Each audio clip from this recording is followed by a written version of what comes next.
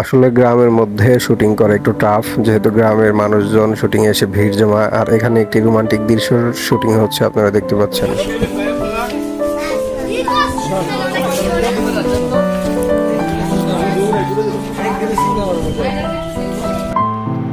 আপনারা দেখতে পাচ্ছেন এখানে ক্যামেরা সেট আপ করা হচ্ছে। ক্যামেরা সেট আপ হলে আমাদের আর্টিস্ট দুজন এখানে দাঁড়িয়ে আছেন। একজন হচ্ছে খায়রুল আলম টিপু আর অন্যজন হচ্ছে সাইফুল ভাই। দুজনে এখন সিন শুরু হবে। ক্যামেরা সেট আপ হয়ে গেলে সিন শুরু হয়ে যাবে। এখানে হিরোকে নির্মম ভাবে মেরে ফেলে রেখে গেছে। যেহেতু হিরো হিরোইনকে পছন্দ করে এটা স্বাভাবিক, এবং ভিলেন হিরোইনকে পছন্দ করে। হিরোর জন্য হিরোইনকে ভিলেন পাচ্ছে না, সেই জন্য হিরোকে মেরে ফেলে রেখে গেছে।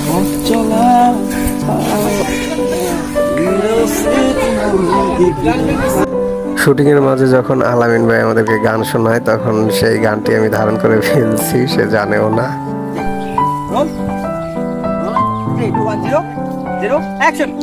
যেহেতু নাটকের নাম মেঘলা আকাশ, সেই জন্য ওয়েদারটাও অনেক মেঘলা ছিল। আকাশটা আপনারা দেখলেই বুঝতে পারছেন। আর নাটকের ডিরেক্টর হচ্ছে আমাদের তৌহিদ ভাই। বাড়িটা দেখতে অসাধারণ, কারণ বাড়ির সামনে হচ্ছে অনেকগুলো ফুল বাগান, মানে ফুলের গাছ লাগিয়েছে। দেখুন, আপনারা অলরেডি দেখতে পাচ্ছেন দুই পাশে কত সুন্দর সারিবদ্ধ করা ফুল, মানে অনেক সুন্দর ফুলগুলা।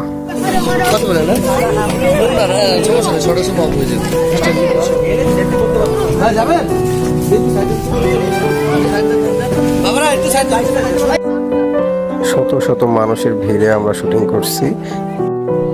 নাটকের শুটিং দেখতে গ্রামের মানুষ উপচে পড়া ভিড় জমিয়েছে। দেখুন যে কত মানুষ আসছে শুটিং দেখতে।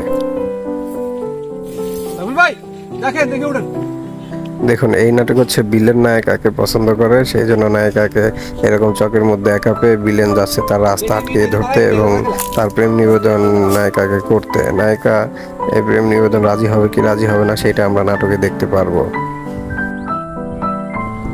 এই নাটকের নাম হচ্ছে মেঘলা আকাশ। নাটকটি খুব শীঘ্রই আপনারা এনটিভিতে দেখতে পারবেন।